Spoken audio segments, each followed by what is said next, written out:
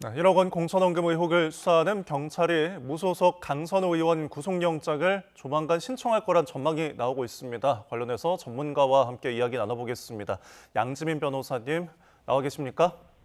네, 안녕하세요. 양지민입니다. 네, 이 강선우 의원이 어제 두 번째 소환 조사를 마치고 돌아갔습니다. 장시간 이어졌는데 구속영장 신청이 좀 임박했다는 관측이 나오고 있어요. 경찰이 신병 확보에 나서는 이유가 뭘까요? 현재 경찰이 구속영장 신청을 검토하는 가장 큰 이유는요. 일단 증거인멸 가능성 그리고 공범 간의 진술 맞추기를 찾아내야 되는 필요성 때문으로 생각이 됩니다. 예. 공천 헌금 사건의 경우에는 구조상 자금을 준 사람이 있고 전달하거나 중간에서 역할을 한 사람 그리고 실제 공천에 영향력을 행사한 그런 정치인 이렇게 여러 사람이 얽혀 있는 공범 간의 구조적 사건으로 보이는데요. 그런데 핵심 피의자가 불구속 상태로 있으면 관계자들과 접촉을 하게 될 가능성도 있고 무엇보다 지금 강 의원의 경우에는 본인의 범죄 혐의에 대해서 부인을 하고 있는 그런 상황이기 때문에 이 부분에 대한 사실 확인을 하기 위해서라도 수사기관 입장에서는 일단은 신병 확보를 하고 진술을 추가적으로 좀 이끌어낸다라는 전략을 생각하게 될 가능성이 있고요. 결국에는 도주의 우려나 증거인멸 우려가 있다라고 한다면 영장은 청구되고 발부될 수가 있는 것인데 증거인멸 우려에 조금 더 집중을 한다라고 보시면 되겠습니다. 네.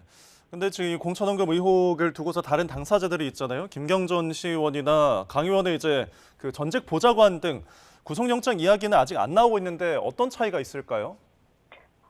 그 차이라고 한다면 말씀드린 것처럼 강 의원의 경우에는 혼자서 조금 다른 차원의 진술을 하고 있는 것이 분명히 영향이 있었겠다라는 생각이 들고요. 예. 이것은 결국에는 이제 혐의 인정 여부라든지 아니면 얼마나 수사에 협조적인지 이런 부분과 연관이 될 수가 있습니다. 일부 사실을 인정한다라든지 자금 흐름을 소상하게 설명하는 사람의 경우에는 일단 수사에 협조한다라고 판단을 해서 불구속 상태로 수사를 이어가는 경우도 굉장히 많고요. 예. 하지만 그 핵심 사실에 대해서 전면적으로 부인을 하면서 진술이 굉장히 엇갈리게 된다라고 한다면 아무래도 구속 필요성이나 가능성을 높이게 되는 요인으로 작용을 하는 것이고요. 그리고 사건 내의 이제 역할이나 크기에 대해서도 고려를 해봐야 되는데 네. 돈을 준 사람과 뭐 어떤 부탁 그러니까 이걸 해달라라고 청탁을 한 사람도 당연히 문제가 되고 크지만 네. 가장 이제 핵심 당사자로 볼 수 있는 사람은 강 의원이 돈을 전달을 받아서 그러한 영향력을 행사했는지가 이제 핵심 쟁점이기 때문에 강 의원의 그 공범 구조관에서 차지하는 비중이 굉장히 높거든요. 예. 그렇기 때문에 강 의원에 대해서 가장 먼저 그리고 또 구속에 대한 이야기가 집중적으로 나올 수밖에 없다라는 생각이 듭니다. 네. 만약을 좀 가정을 해 보겠습니다. 이 경찰이 신청을 해서 검찰도 그 구속영장 청구를 이제 받아들인다면은 현직 의원이니까 남은 변수는 좀 국회 상황이 되지 않을까요? 그렇습니다. 현직 국회의원의 경우에는 회기 중에 불체포 특권이 있기 때문에 경찰에서 영장 신청을 하고 검찰이 이것이 이 청구가 될 만하다라고 해서 영장 청구 그 이후에 법원 단계로 나아가더라도 실제 체포라든지 어떠한 신병 확보가 이루어지려면 국회에서 체포동의안이 가결이 되어야 되고요. 그래서 수사기관에서 결단을 내린다라고 하더라도 국회에서 과반 출석, 과반 찬성으로 결국 불체포 특권 포기와 연결될 수 있는 이 체포동의안이 가결되느냐가 그다음 변수로 남아있다라고 보여집니다. 네. 이 수사를 받는 이 혐의 사안만 놓고 봤을 때 강 의원 구속영장이 만약에 청구가 된다면 법원 심사 단계에서 좀 가능성은 어떻게 보십니까?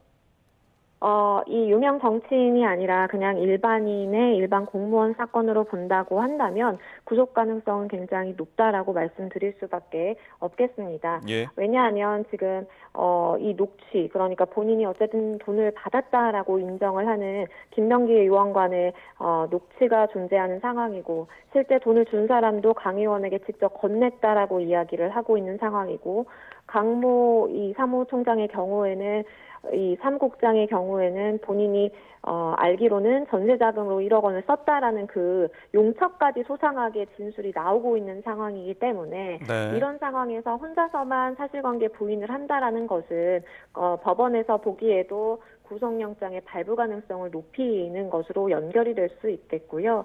그 이유는 범죄에 대해서 물론 없는 사실이 있다라고 하는 건 아니지만 다른 공범들과 굉장히 다른 이야기를 하고 있는 그 사람의 경우에는 증거인멸 가능성이 높다라고 보는 것이 법원의 일반적인 태도입니다. 그렇기 때문에 영장 발부의 가능성도 높다라고 말씀드릴 수밖에 없는 상황입니다. 네, 알겠습니다. 저희 지금까지 강 의원의 구속영장과 관련해서 양지민 변호사 이야기 나눠봤습니다. 오늘 말씀 고맙습니다.